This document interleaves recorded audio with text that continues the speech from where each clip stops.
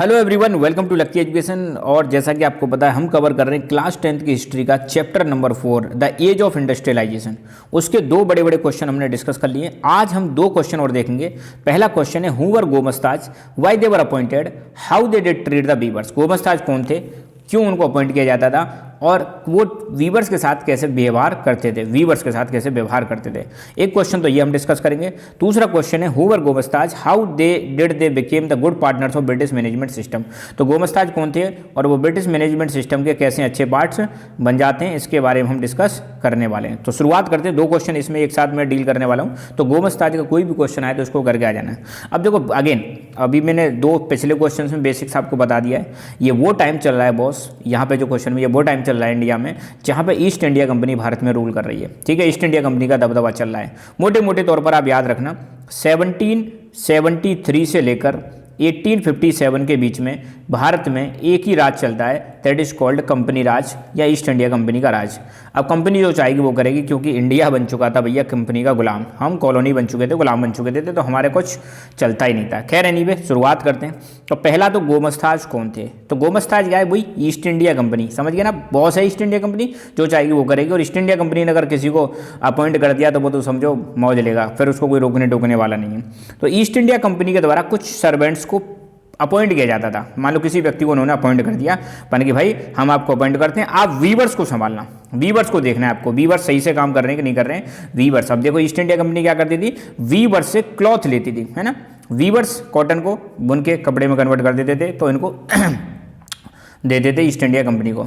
तो इन वीवर्स को सुपरवाइज करने के लिए, देखरेख करने के लिए ईस्ट इंडिया कंपनी ने कुछ पेड सर्वेंट्स को अपॉइंट किया। इन्हीं पेड सर्वेंट को बोलते हैं गोमस्ताज, है ना।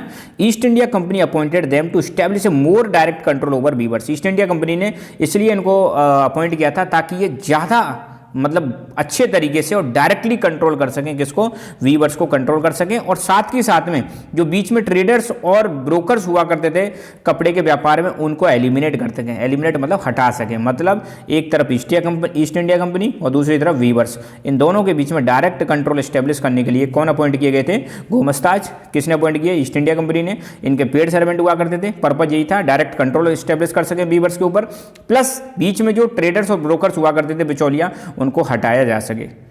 अब ये गोमस्ताज जो होते थे, इनका बिहेवियर सही नहीं था भाई साहब। किसके साथ बिहेवियर सही नहीं था, वीवर्स के साथ, क्योंकि ईस्ट इंडिया कंपनी ने इनको बोल दिया, इन्होंने इनको अपॉइंट कर दिया गोमस्ताज को, और गोमस्ताज की ड्यूटी है वीवर्स से कपड़ा लेके किसको देना, ईस्ट इंडिया कंपनी को देना। तो देखो, गोमस्ताज एक्टेड एरोगेंटली, बहुत बुरी तरीके से व्यवहार करते थे।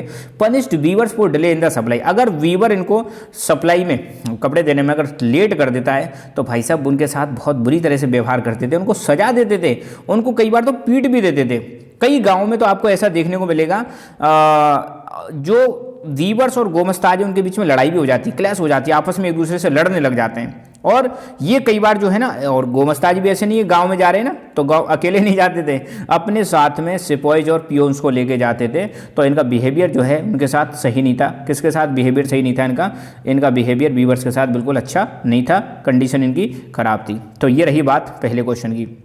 दूसरा क्वेश्चन देखते हैं, लगभग आंसर वही है, थोड़ा सा चेंज करना है। और अब गोमस्ताज के बारे में आए तो ये सारा आंसर आप चेप के आ जाना, राइट।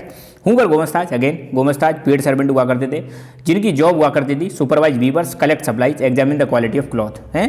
वीवर्स को सुपरवाइज करना, देखरेख करना, उनसे सप्लाईज को कलेक्ट करना और देखना कि कपड़े की क्वालिटी कैसी है। अगर सही क्वालिटी नहीं है तो फिर उनको अपने हिसाब से डील करना, जो पावर इनको दी गई है। The aim of East India Company behind appointing gomasthas was to work out a system of management and control that would eliminate competition, control cost, ensure regular supply of the cotton and silk. देखो, East India Company का purpose क्या था कि एक management और एक system मतलब बनाया जाए, एक ऐसा सिस्टम बनाया जाए जहां पे हम डायरेक्टली कंट्रोल कर सकते हैं, किसको, वीवर्स को कंट्रोल कर सकते हैं, बीच में जो हमारा कंपटीशन है उसको एलिमिनेट कर सकते हैं, साथ के साथ में सप्लाई जो है उसको हम इंश्योर कर सकते हैं कि लगातार हमको सप्लाई मिलती रहे कॉटन की और सिल्क की, और कॉस्ट को भी कंट्रोल कर सकते हैं। तो ये भाई साहब गोमस्ताज क्या करते थे, बहुत कम पैसे में मतलब इस सामान को खरीदते थे, किससे, वीवर्स से खरीदते थे। तो ये भी एक देखने को मिलेगा, मतलब हालत इन्होंने वीवर्स की खराब करी थी, understood.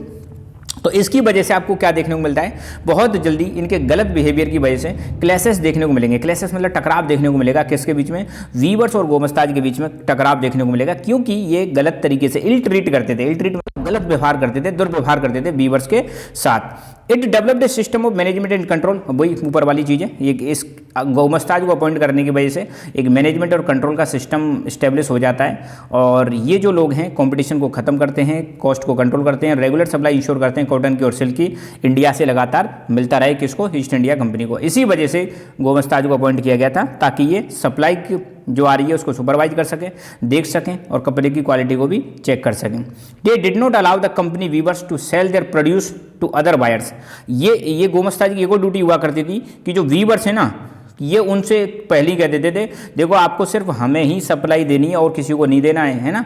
Once order was place, जैसे ही ऑर्डर फिक्स कर दिया जाता था, जैसे मान लो वीवर्स को इन्होंने ऑर्डर दे दिया तो ये वीवर्स को लोन देते थे। क्या देते थे? लोन देते थे कि भाई ये पैसा दे रहे हैं, इससे आप रॉ मटेरियल खरीदो और हमारे लिए कपड़े बना के दो। Weavers who accepted loans from the company had to hand over the cloth they produce to gomasthas only. एक बार अगर इन्होंने वीवर्स ने लोन ले लिया तो ये कपड़े को सिर्फ गोमस्ताज को ही देते थे और किसी को नहीं देते थे। तो ये क्वेश्चन आपका हो गया किसके बारे में, गोमस्ताज, और इससे ईस्ट इंडिया कंपनी को कैसे फ़ायदा होता है और कैसे ये गलत तरीके से व्यवहार करते थे। इन पॉइंट को बना के आप लिख के आ जाना, काम चल जाएगा, ठीक है, बढ़िया तरीके से फुल नंबर आएंगे आपके। So thank you. अब इसके बाद हम और क्वेश्चंस को अगले वीडियोज में देखेंगे, क्योंकि ज़्यादा लंबे वीडियो मैं नहीं बनाना चाहता, छोटे छोटे वीडियो देखो और मजे लो आप, है ना।